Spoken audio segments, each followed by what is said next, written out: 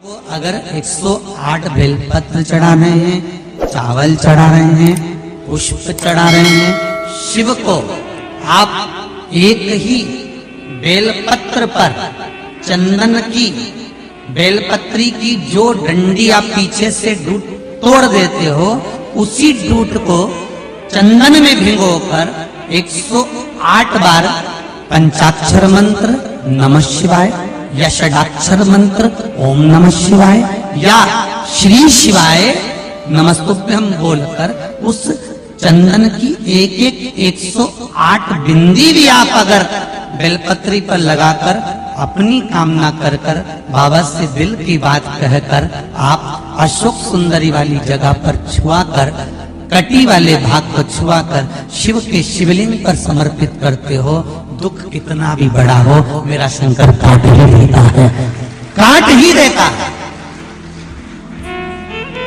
पर आप अगर चंदन हाथ से 108 बार लगाओगे तो कहीं दिखेगा ही नहीं, लगेगा एक ही जगह लगता है।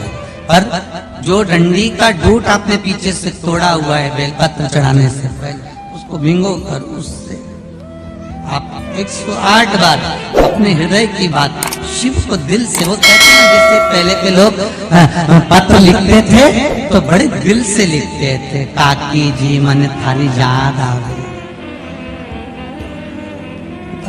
बस ये बेलपत्र नहीं है, ये हमारा पत्र है, हृदय से लिख कर कहो तो दे तो दोस्त, कहो तो।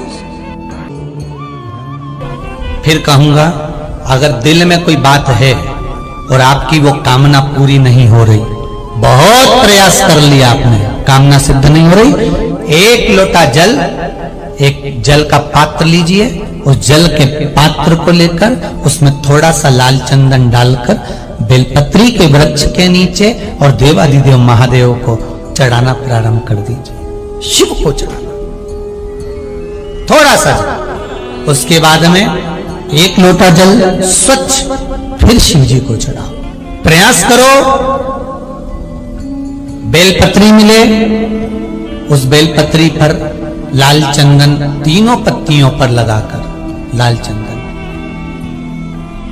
बेलपत्री के वृक्ष के नीचे समर्पित कर कर उसी बेलपत्री के वृक्ष के नीचे का बेलपत्र वापिस लेकर श्री शिवाय नमस्तुभ्यम बोलकर आपकी कामना कहकर भगवान शिव पर अघोरेश्वर महादेव का नाम लेकर आप चढ़ाना प्रारंभ करिए।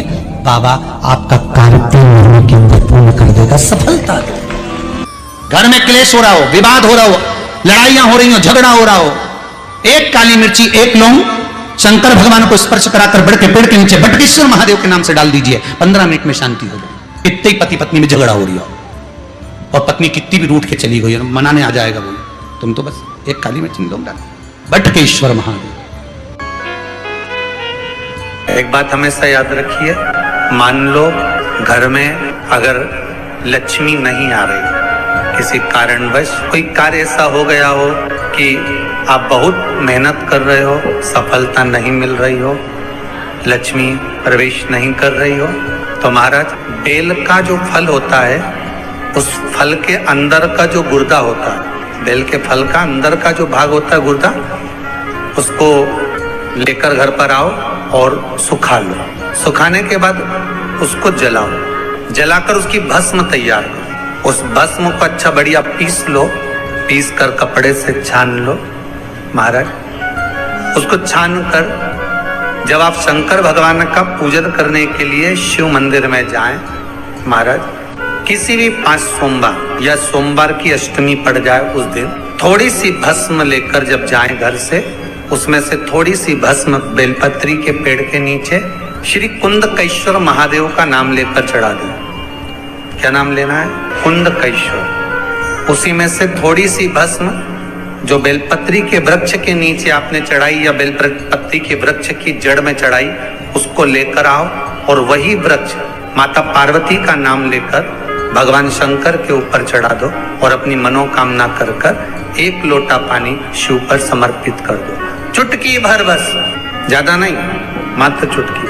और बाबा चाहेगा कि आपका जो लक्ष्मी रुकी हुई है या व्यापार नहीं चल रहा या कार्य नहीं हो रहा, तो बाबा का लगा ही देगा। कैसे ही लगाए। शंकर भगवान को भस्म अति प्रिय। हम तो यहां तक कहेंगे देसी गाय का घी हो। कौन सी गाय का? देसी हो, जर्सी नहीं। देसी गाय का घी हो। देसी गाय के दूध से जो घृत का निर्माण हो वो घी हो। और बेले का जो फल का गुर्दा जलाओ, उसकी भस्म अगर आपने बेलपत्री के पेड़ के नीचे ही बनाई हो, मान लो, उस भस्म को पीस ले। पीस कर उसको काजल जैसा तैयार करके डब्बी में रख ले महाराज। शिव जी पे चढ़ी हुई भस्म को पहले वो पीस के शंकर जी पे चढ़ाओ, फिर उसको लेकर आकर उसमें गाय का, देसी गाय का, उसमें घी मिलाकर काजल जैसा तैयार कर मस्तक पर मात्र या कलेजे पर उसकी एक बिंदी ही रखकर आप अपने कार्य के लिए अगर निकल गए तो ये पक्का है कि वो कार्य होगा ही, सफल होकर ही मानेगा। ज्यादा से ज्यादा 5 दिन उसके पास जाना पड़ेगा, 6 दिन जाना पड़ेगा, पर कार्य सफल होगा ही। उसको करना ही पड़ेगा, क्योंकि वो केवल बेल की कालोच नहीं गई है, वो स्वयं काल का तुम्हारे साथ गई।